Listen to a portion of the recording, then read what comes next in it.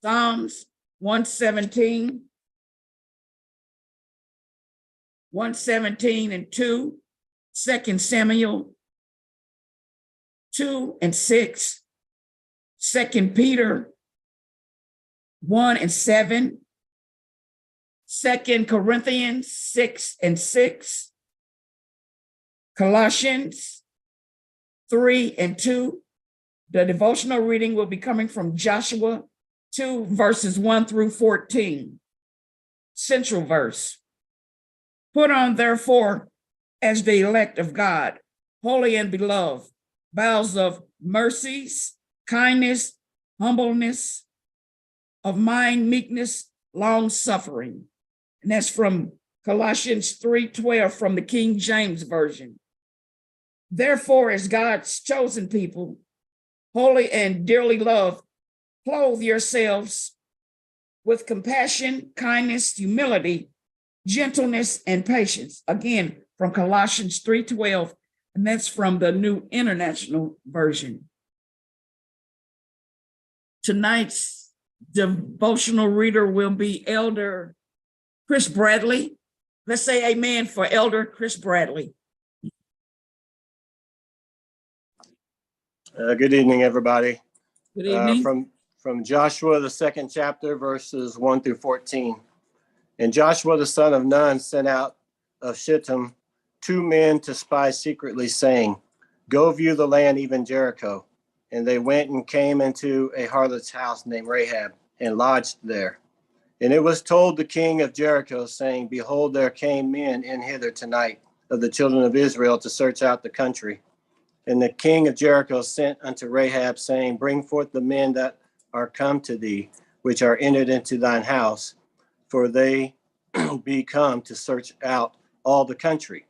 And the woman took the 2 men and hid them, and said thus, there came men unto me, but I wist not whence they were. And it came to pass about the time of shutting of the gate, when it was dark, that the men went out. Whither the men went, I wot not. Pursue after them quickly, for ye shall overtake them. But she had brought them up to the roof of the house, and hid them with the stalks of flax, which she had laid in order upon the roof. And the men pursued after them the way to Jordan unto the fords. And as soon as they which pursued after them were gone out, they shut the gate. And before they were laid down, she came up unto them upon the roof. And she said unto the men, I know that the Lord hath given you the land, and that your terror is fallen upon us, and that all the inhabitants of the land faint because of you. For we have heard how the Lord dried up the water of the Red Sea for you, when ye came out of Egypt, and what ye did unto the 2 kings of the Amorites that were on the other side of Jordan, Sihon and Og, whom ye utterly destroyed. And as soon as we had heard these things, our hearts did melt. Neither did there remain any more courage in any man because of you. For the Lord your God, he is God in heaven above and in earth beneath. Now therefore I pray you, swear unto me by the Lord, since I have showed you kindness, that ye will also show kindness unto my father's house, and give me a true token. And that ye will save alive my father and my mother and my brethren and my sisters and all that they have, and deliver our lives from death. And the men answered her, our life for yours, if ye utter not this our business. And it shall be, when the Lord hath given us the land, that we will deal kindly and truly with thee. I won't be before you all long, but we know that kindness is desperately needed in our world today. People are just filled with hatred and bitterness, and if we were more loving and more kind to one another, it would certainly be a much better place. And we know that in these verses on tonight, Rahab, she was a prostitute, but the Lord, it was the providence of God, but he used Joshua to send these 2 spies out And they ended up going to her house, as we know, as I just read. And she did show them kindness, but I believe she showed them kindness because she was fully aware of the power of God and how God had moved on behalf of the Jews when they were in Israel. And because she even made mention of it. And I think because of that, and because the fear of the Lord was upon her and upon the inhabitants of that land, then she was motivated, you might say, to show kindness unto these spies, because she didn't want anything to happen to herself, to her family, or to her people. And so, but it allowed Rahab to request an act of kindness to these men because of what she had known about their God. And also, Rahab's kindness didn't just extend to these two men, it extended to the Israelites. And in exchange, she had asked for these two men to also allow their kindness to extend just beyond her, to also extend towards her family, because she didn't want her family to perish. And so I really like this, because it really reminds me of the principle of us reaping what we sow. Because if you sow kindness, then you're going to reap kindness. And like that's kind of what I was alluding to when I said we need more kindness in the world today, because we don't have enough of it. We need more people being agents of kindness. And it's not hard to do, but it does have to come from our hearts. And one of the last things I wanted to say about not just this, but just about kindness in general, I believe it's in Luke 6:35. You know, when you're quoting the Bible, it's important that we quote it not only accurately, but from the right place. Because if you say something, people might start flipping their pages and like, oh yeah, I'm gonna try to follow where he's going with this. Yes, that is correct. Okay, in Luke 6:35, it says, "But love ye your enemies and do good and lend, hoping for nothing again. And your reward shall be great, and ye shall be children of the highest, for he is kind to the unthankful and to the evil." Now we know that these two spies were not evil towards Rahab; they were very kind. And but I just wanted to mention that we need to be kind even to people who are unthankful, even to people who are evil, even to people who we might feel like they're not going to reciprocate that kindness. We still need to be kind, because it goes a long way in making for peace and making for a better situation overall. Back into the hands of the giver. All righty, let's say amen for Elder Bradley. Tonight's lesson will be coming from Sister Patricia Fields. Let's say amen for Sister Fields. All right, good evening, everyone. Good evening.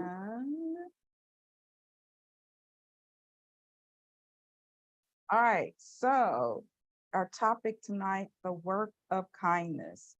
We have several scriptures, First Chronicles 19:2, Psalm 117:2, 2 Samuel 2:6, 2 Peter 1:7, 2 Corinthians 6:6, Colossians 3:2, with our central verse being Colossians 3:12. Put on therefore as the elect of God, holy and beloved, bowels of mercies, kindness, humbleness of mind, meekness, long suffering. Put on means we're supposed to add these things to our character, to our lives, to our persons. When I look at a definition of the word kind, K-I-N-D, one definitions I came up with said generous, friendly, generous nature or attitude. So being kind or kindness has to do with your nature. And in the introduction in our topic, it talks about how we are required as people of God, we are required to have an humble spirit and to willingly love, we are supposed to be willing to love and to do good to others. So that is supposed to be part of our nature, because we are supposed to have God on the inside, and that is his nature. The topic reminds us that God is love. So when we have God on the inside, we have love on the inside. Again, that's key, on the inside. And so from the inside out, it would show.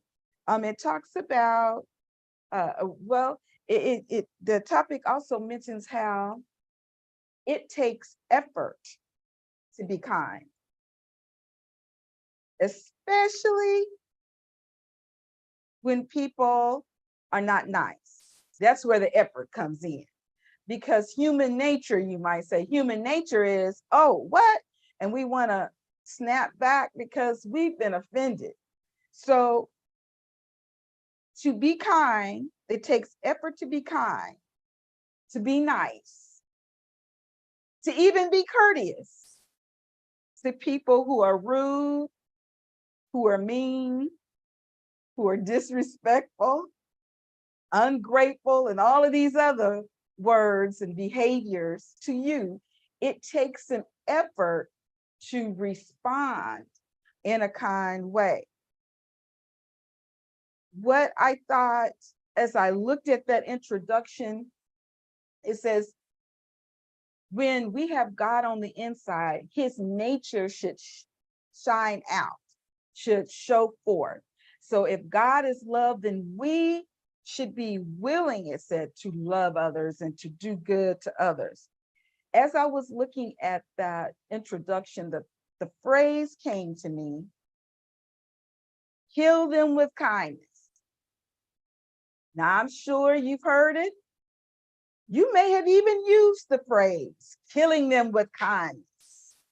Well, I decided to Google this evening that phrase, and it says it means, it's a phrase, cliche, idiom, if you will, that means to be extremely helpful, generous even to someone, here's the kicker, with the intention of causing that person discomfort or harm. So I want to encourage us to take that phrase out of our vocabulary or to seriously modify it. We don't want, just even saying that, kill them, that means we're taking the life out of them, right? So killing them with kindness and all of these things, I'm just going to be so sweet to them that they're just, no.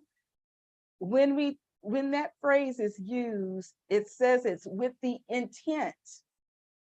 I'm not really intending them to become nice. That's yeah, it's really that passive aggressive thing when you think about it. I don't just come right out and say you're being mean sometimes, but I'm just gonna be so nice to you that you'll feel uncomfortable, the intent is to cause discomfort or harm. So we're going to stop saying, I'm killing them with kindness, because we're not. I take that back. We are killing them. Maybe not graveyard dead, but we are doing them harm. We are being nice to them to make them uncomfortable, to make them, to humiliate them, to embarrass them, to show them up. So we don't want to do that. That is really not what being kind is. We are no one's conscience. We're no one's Holy Ghost. We're not a convictor of anyone. So we want to stop killing people with kindness. We're just being nice. We're being overly generous, but we're being nice. The topic talks about when a person is kind, the sign of kindness is in their eyes, their face, their smile, the tone of voice, their body language, everything, there's a softness, if you will, to being kind. So the warmth of their greeting, when a person is kind, it comes from the inside out. Being kind, it's not force, our topic reminds us. And so when I read that, I thought kindness or being kind is from the inside out, is the spirit of God, the nature of God. Because remember, kindness is is a generous or friendly nature. Attitude is a part of your spirit, man. That's the reason why I stress it comes from the inside out. It's not forced, it flows. So God is on the inside of us, flowing out of us to others. It's in your spirit, being kind. Now, I have a question for you. As I was looking at that, I also thought of the word courteous. Is there a difference between kindness and being courteous? When I look at that definition of courteous, I see the word being polite, being respectful, being being considerate in manner, being nice. I think of being courteous, showing courtesy is more of a surface thing, because I'm sure there's many of us that have been courteous or has been nice, but it wasn't flowing from the inside. It was just that, I'll say, that surface. It was that professional thing. So, it is, I'm going to, and we use that term, let me be professional. So that means I'm going to be nice. I'm going to be courteous, but I'm not really feeling it on the inside. It's really not flowing from the inside. It's not the spirit of God. It's not the love of God that's flowing. I'm just being nice. And we'll even tell people, let me be nice. Oh, I'm just trying to be nice now. I'm being courteous. So it's really intent. I like to think of, there's a difference. A lot of people might use them interchangeably, being courteous, being kind. But as we look at this, being kind really goes deeper than just being nice. Now, the discussion in that topic really begins to have us look at, it mentions how a person treats themselves. How I treat myself sets the tone for how I'm going to treat others. As I often work with people, I say, if I don't know how to treat myself with kindness, I don't know how to treat someone else with kindness. If I don't know how to show love and concern to myself and for myself, it's hard to transfer that to someone else. So how I treat myself does set the tone for how I might treat others. Kindness, I am able to extend mercy and grace to others. I'm able to extend patience or be patient and show compassion. All of this is a component, if you will, of being kind. I know how to forgive others who have wronged me. I know how to show compassion to those who have wronged me. I'm not quick to lash out, but show compassion. I often share the phrase that there is something to the cliche, hurting people hurt people. And so I am not quick. I give my brain some oxygen, meaning I pause long enough to consider, why is this person responding or acting the way they are? Now, in our lesson, we have two examples of kindness. In 1 Chronicles 19, it talks about David and how David was, there was a king of the Ammons,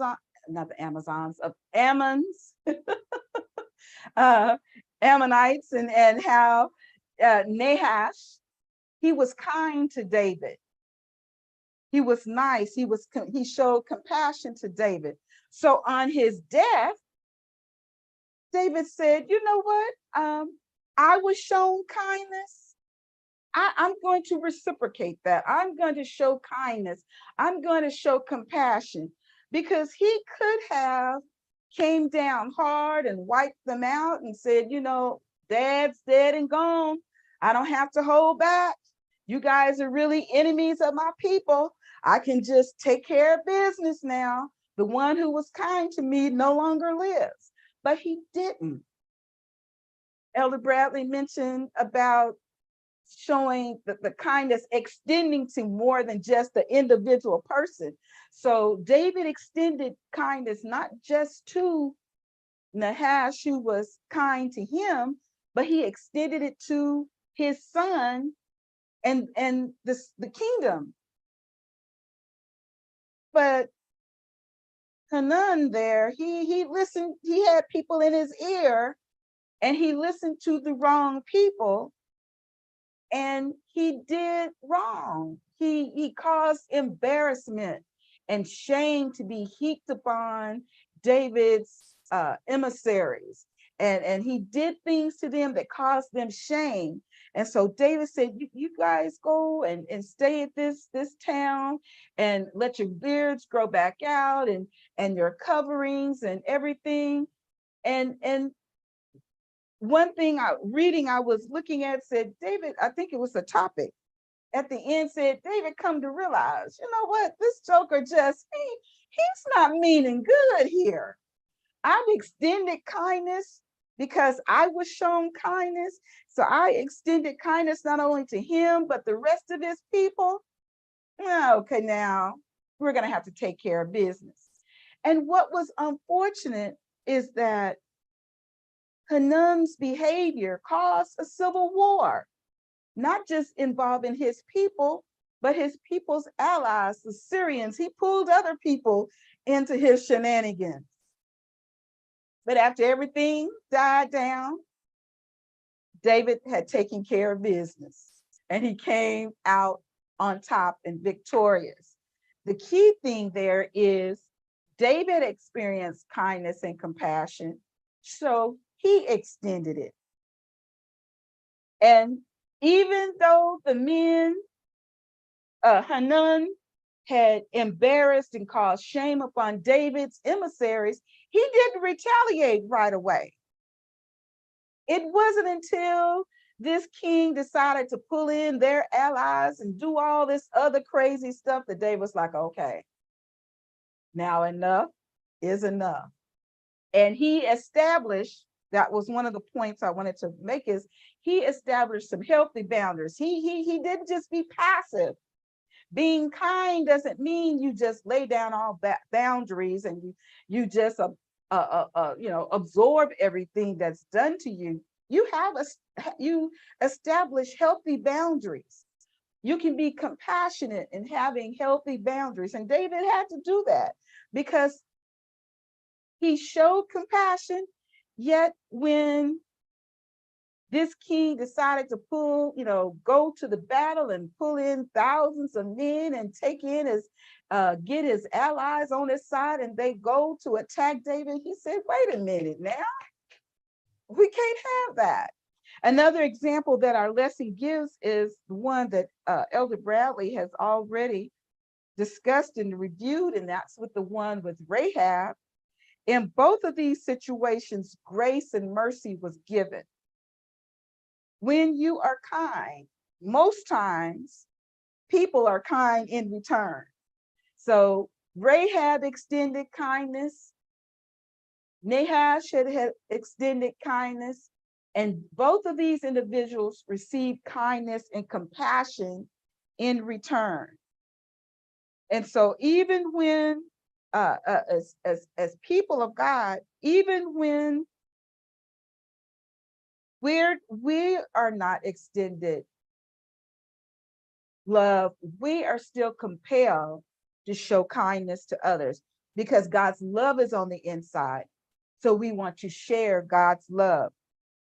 The scripture talks about, as much as lies within me, be at peace. So I want to advocate peace. And at times being at peace, meaning does mean having boundaries, establishing healthy boundaries, maintain. And then Colossians there, I wanted to take a look at Colossians 3:2. We back up. 2 Peter 1:7, and then 2 Corinthians 6:6. Both of those are in our background readings. Each of those talk about adding to our characteristic, adding to our traits.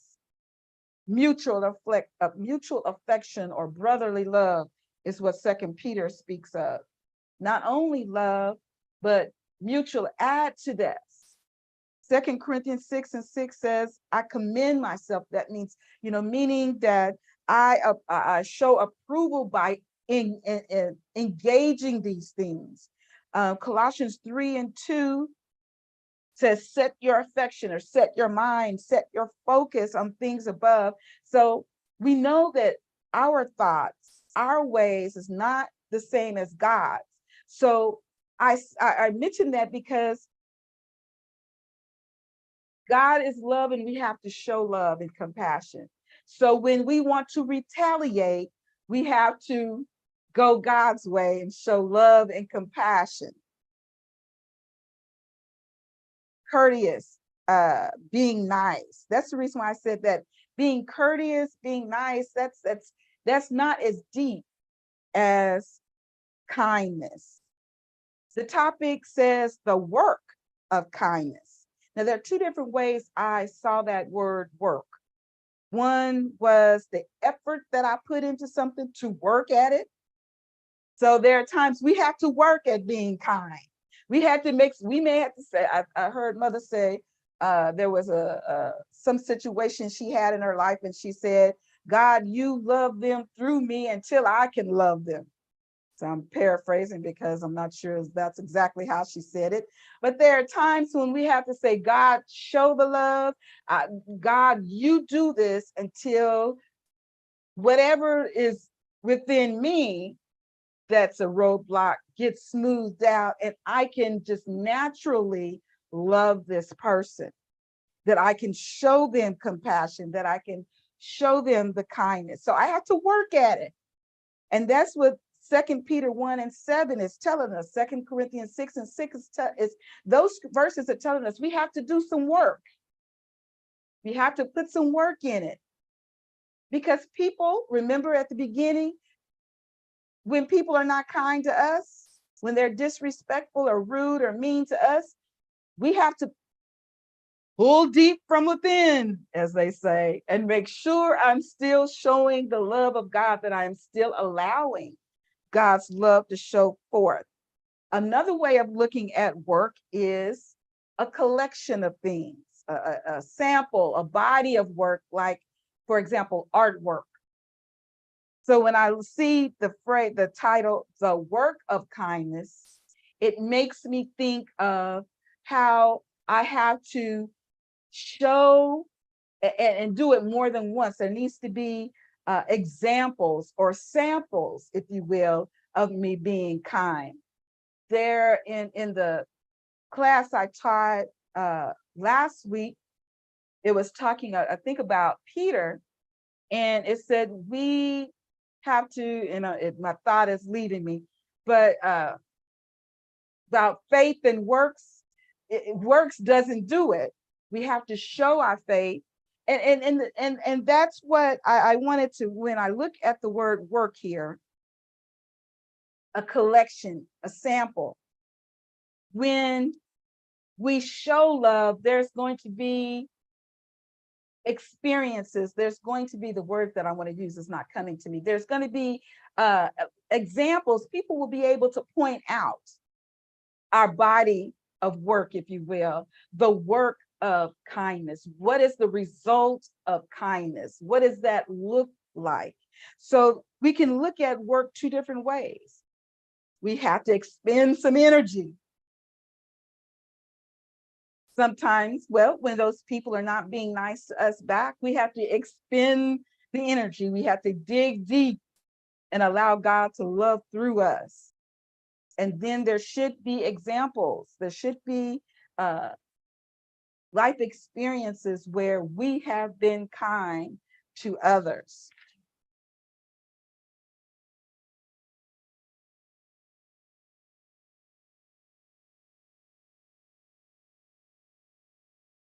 All right, I believe I hit on most of the things that I wanted to bring out. I will end